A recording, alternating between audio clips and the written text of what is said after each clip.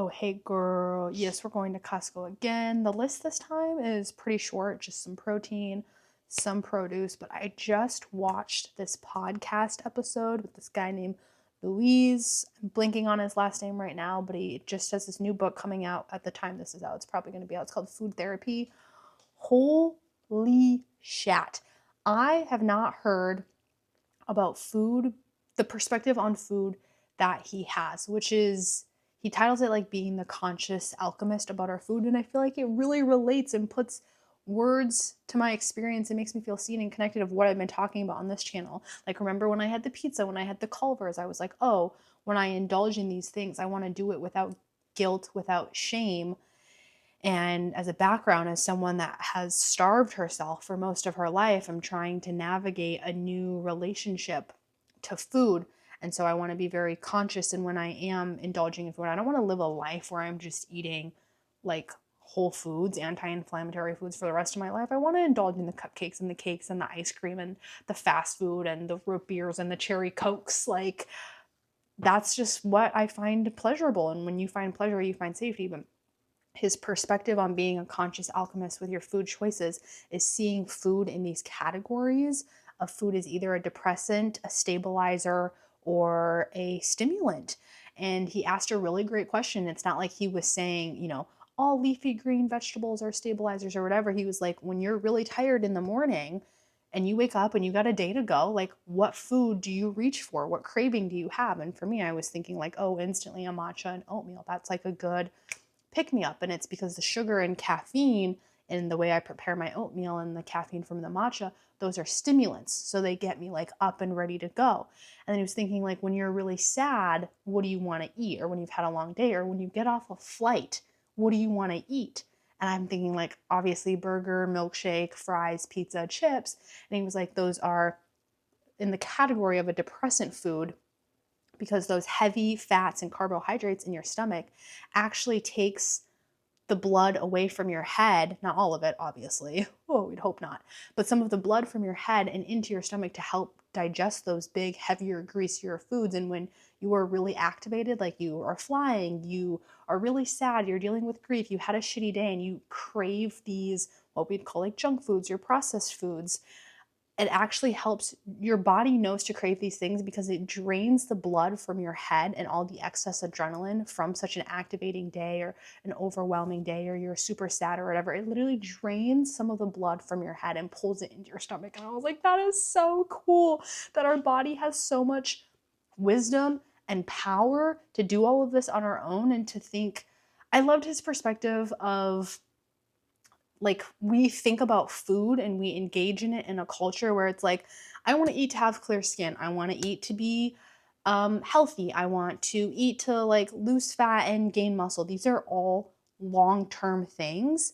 And he was like, that is a perspective and it's very valid to have that, and health is an outcome of the food that you choose to eat. And also he's introducing this perspective, which is every time you eat, every 3 to 4 hours, if you want to like stabilize your blood sugar, it's a choice that you get to make. Do I need to be stabilized? Do I need to be stimulated? Do I need to be depressed? Does my body need like a depressant? Am I too active in my mind? And does my body know that I need chips to like draw the blood down from my head into my gut to help digest, and reframing it in a way that is just empowering and it's full of choices. And you know how I love my choices and I love to be empowered and I just love to feel in my power. Like, it's just, it feels freeing to be in my power. I feel like I've been so constricted for most of my life, especially when it comes to food, especially when it comes to self-restricting to try to be like as close to 100 pounds as possible. Like, that is so constricting and in some ways like debilitating, and it just makes my life overall miserable. And you already know how I feel about living, okay? If I'm gonna be here, I want to be as comfortable as possible. So I pre-ordered his book. Again, by the time you see this, his book might already be out. It comes out on the 28th, but on the off chance that this comes out before his book is released, if you do pre-order his book, you get to be a part of his book club for like the first month after. And I've just never seen food be talked about in this way, in that perspective. And I'm like, holy crap, not only to think about food in a long-term effect of, I want to be healthy, I want to feel comfortable, but every 4 hours when I put food on my plate or I'm choosing what to eat, it is a conscious like effort and a conscious, just like empowering choice of like, okay, I get to choose in this moment. Do I need stabilizing? Do I need to be stimulated? Do I need to be like depressed? Do I need to bring down things that are happening in my body? And it was just, oh man, I haven't heard anybody else talk about reframing our food narrative. Like, I'm going through this huge transition in life, right?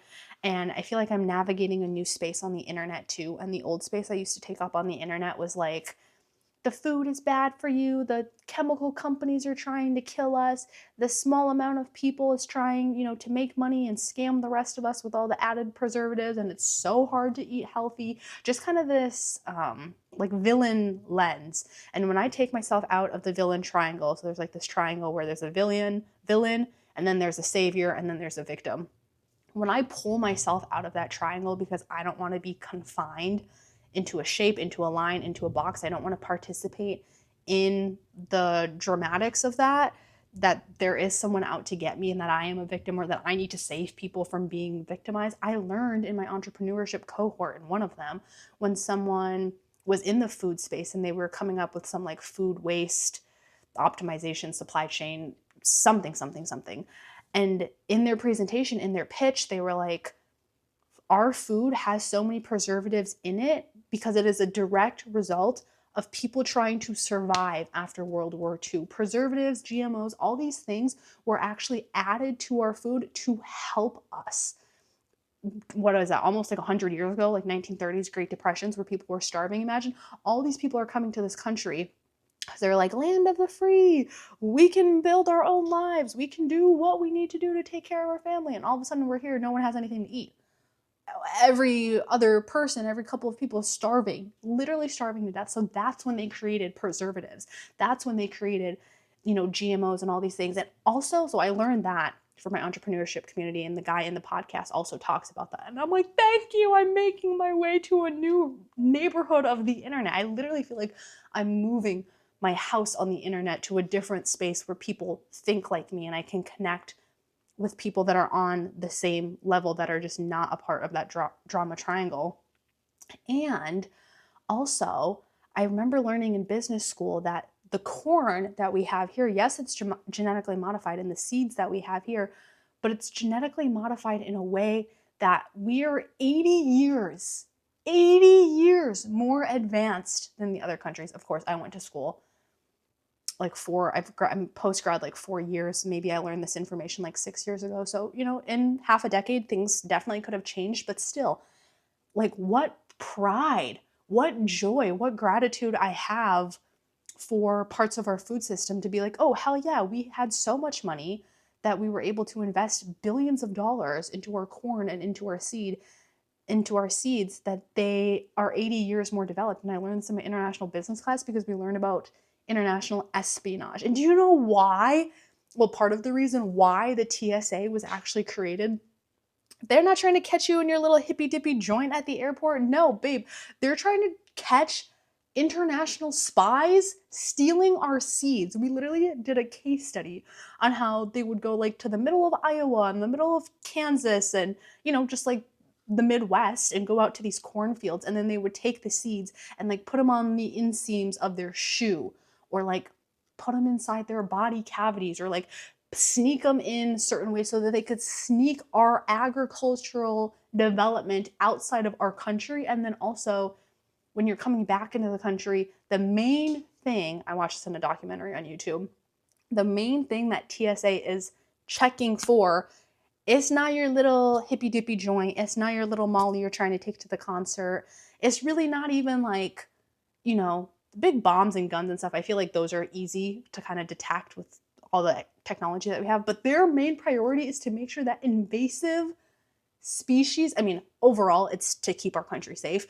But part of that is to make sure that invasive species like seeds and plants and bugs and animals and dirt and soil and all of that stuff doesn't come in, because we are the America, I don't know where you are, actually, you could be anywhere in the world, but where I live in America, we are so advanced in the seed department. I'm like, that's so cool. Yes, there is a lot of fuckery going on, and there's a lot of injustice and crime, and the wealth disparity is across the board and keeps growing. And also, there are these amazing things to be proud of.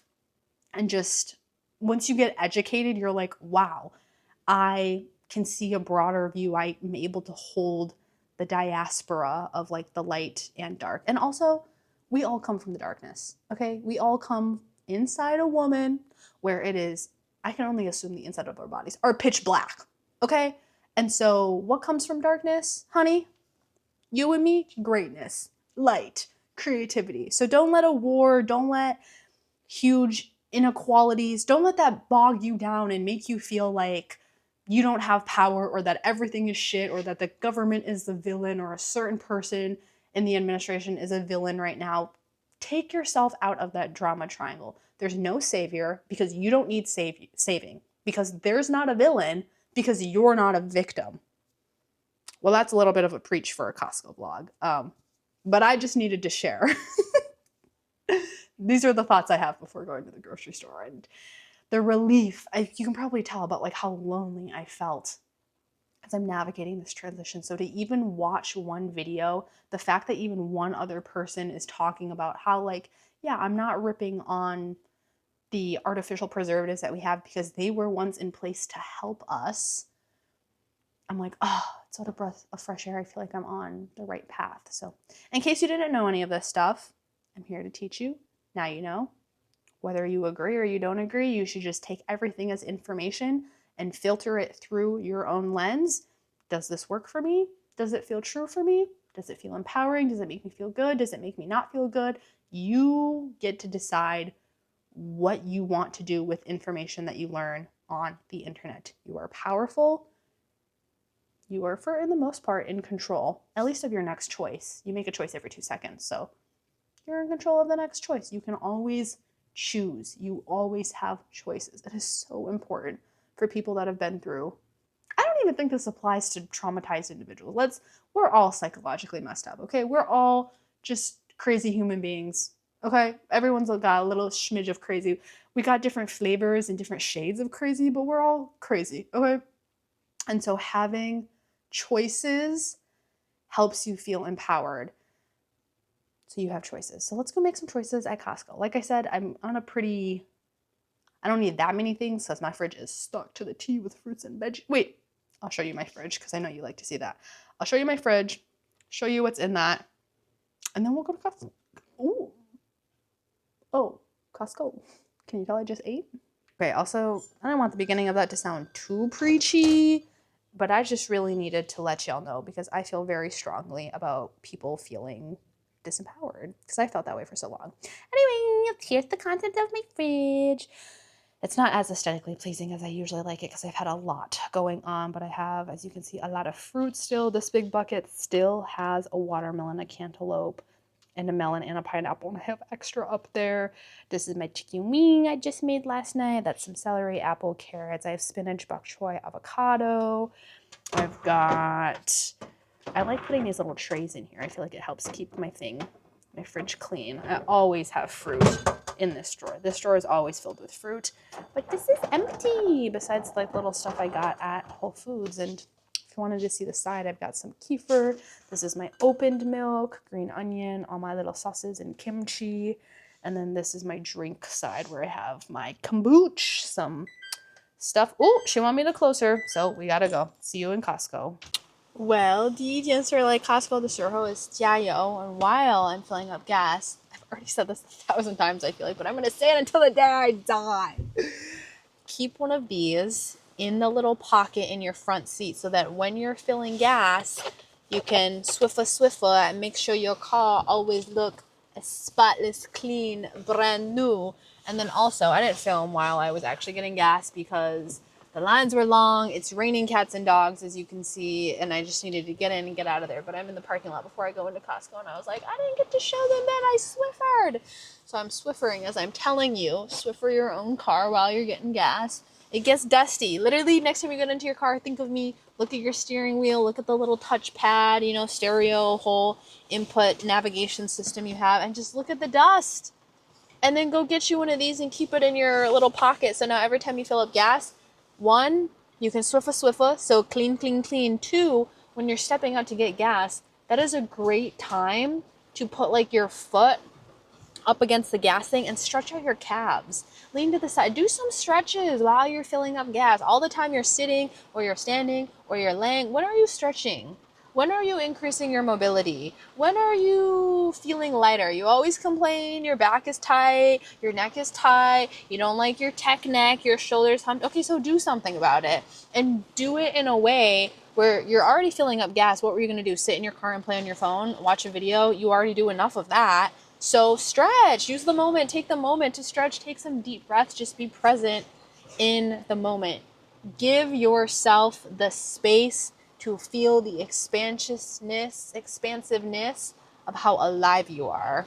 I'm feeling real preachy today. I don't know why, but it's just in me. Okay, let's go inside Costco now. I am just going to pull you out once I get in there because I am not going to risk pulling out my new DJI camera outside. Crazy. I just got the Pocket 3 like last month. I just saw on TikTok they're announcing like later this month in April now that they're coming out with the 4th one. And I'm like, oh, great. That's why it was on sale. All right, let's go to Costco. Oh my gosh. Okay, we made it to Costco. It's one thing to come here on a Saturday, but to come here on a Saturday when it's raining, I loved all the women and children standing by the door though, waiting for like the dads and who knows, maybe other moms or whatever to like pick them up. I'm like, oh, I love all of y'all getting taken care of. You don't have to walk in the rain. Your car can pull up. Me over here, I gotta do everything by myself around this damn place. So the first place I came to is the chicken, the produce section. I mainly came to the produce section. One, that's kind of what I need. That big thing is here. But they also have paper towels. So I got a paper towels to dry off the cart because I had to go outside to get a cart because they didn't have any carts inside because they don't have people running carts right now. I don't know if it's because it's Saturday, if it's because it's raining, whatever, but let's get a bunch of chicken, y'all. Still, my magnet thing doesn't work on the side of the cart. It only works like in the cart. And this time I did try the right side of the magnet. I guess I'll just show you what I'm getting over here. So we're getting 3 types of chicken. I love chicken thigh and chicken wing, and my mom is on a chicken breast journey. I just can't get down with chicken breast. It isn't great. Chicken thighs are so flavorful though. Oh my god. So we got a 1 chicken thigh. We get a whole nice 3-pack. This one's $33. It's got a little bit of chicken juice on it, I think. Or my hands are just wet from the rain. I don't know. Everything's wet. Everything's wet. And then we're gonna get chicken wing. I love my chicken wing. I save the bones to make a bone broth. Yes, sirree. Yes, sirree. This one I'll get for $22. That's fine. And then my mom, she wanted this chicken breast. I just feel like chicken breast is, I don't know, not my vibe. All organic, organic. That's already $50 plus worth of chicken. And getting my mom another $30 worth of her chicken breasts. Organica, organica. Ugh, this is wet. Chicken juices. Now I gotta go get a lemon, but I'm gonna get another paper towel. So, yeah, in case you didn't want to touch it and get chicken juices on yourself, just know Costco has a rack of paper towels in the meat section. I didn't notice this until just a couple of weeks ago, honestly. So let me put y'all on. In case you didn't know, there are paper towels in your meat section of your Costco, so you don't have to touch your hands, touch your bare hands to get all the chicken juices on it. Raw. Okay, where do I find lemons? Are they inside or outside? They are out. Ooh, I'm moving you too much. I feel like you're a little bit crooked. But it is what it is. I think I just need to get this lemon, and then honestly, this wasn't really a Costco haul because I just got $80 worth of chicken and then a pack of lemons, but it's because I already have the produce and other things at home, which is honestly kind of nice for a day like today where it is so rainy. I also feel like it just makes grocery shopping easier when you have things like broken up into sections instead of having a full ass cart to take home. Oh, I'm getting better at grocery shopping and vlogging with y'all. Remember the first time I came, I was sweating bullets. It was so chaotic. I had to hold you the whole time because I didn't have my little stand. At least now I have my little magnetic stand, and it at least magnetizes to the bottom of the cart. And after going to Whole Foods last time too. That was so funny, by the way, when I was rewatching and editing that vlog. I was literally on the verge of tears. I found it to be hilarious. And now I'm like, I'm chilling. Look, both hands, got my little magnetic stand. I know where it magnetizes to and where it doesn't. I got my chicken, my lemon, just a little, because you don't want to get too much and then all your stuff is going to be soaking wet, raining at home. Anyways. Okay, let's go check out and go home. Don't get distracted by the snacks, Katie. Look forward.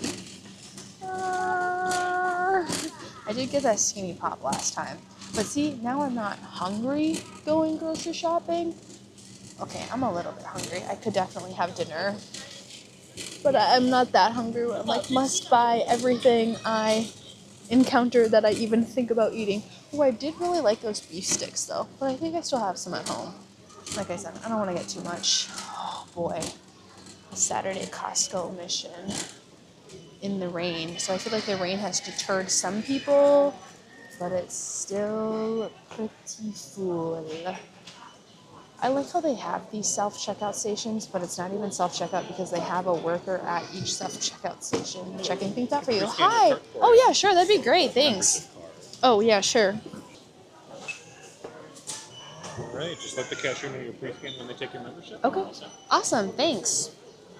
Well, fancy. Well, what I was saying is I have this like self-checkout, but then at each self-checkout station, they just have a worker there. So I guess it's not really self-checkout. It's just more workers being able to check you out at the self-checkout station.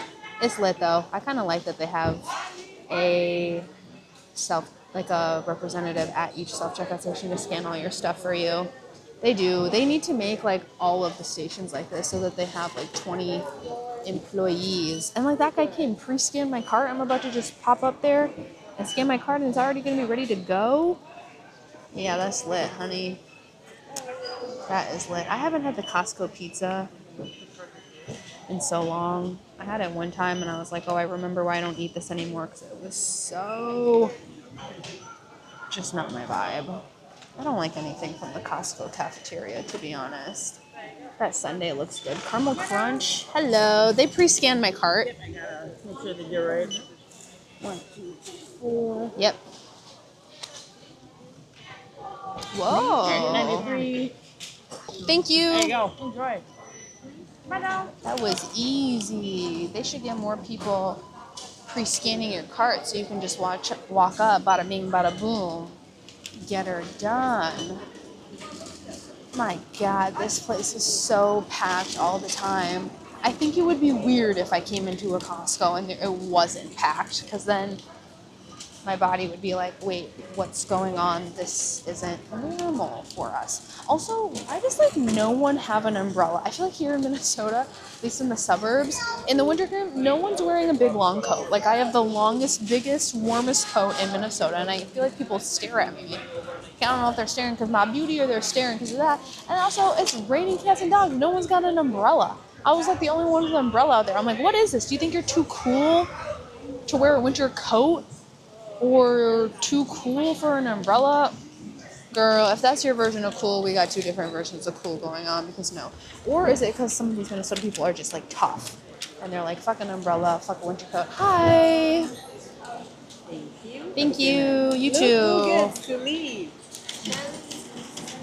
Oh, sad. She was trying to talk to her little friend Shelly, and Shelly was not having it. Shelly's clocked the fuck out. Shelly said, I'm not talking to any of you hoes once I clock out of my shift. Okay, I gotta put you away because it is still raining. See you at home.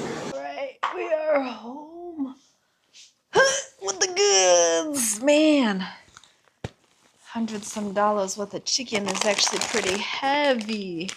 I got my limons. Now I'm gonna cut up all the chicken and put it in the freezer. Who put the muffins in the freezer? And then I'm gonna make my own chicken wing. I already made some chicken wings. But I just like to cut these up because they come in a pack of 3. I like to cut them up before I put them in the freezer. So then when I'm ready to make it, I can just swipe the package that I need from the freezer. That was our little mini Costco grocery haul. Still raining so hard, but I guess you know what they say, April showers bring May flowers. I feel like that's a good metaphor or illustration for life, you know? Like the darkness does bring the light. Eventually. I hope so. Also, my new caraway pans came. That was more so in the last Whole Foods vlog where I was getting so mad that the stainless steel pans I had kept warping at me and scaring the living daylight out of me. So I ordered my new caraway pans and they came. So I get to make my chicken on pans that don't hoot and holler at me. Well, that's it. We went to Costco. We got like $100 worth of chicken for the month. Honestly, this will probably last me, yeah, I'd say a good month. And got some lemons. I already got all the produce in my fridge. That was it. That's all I needed for Costco.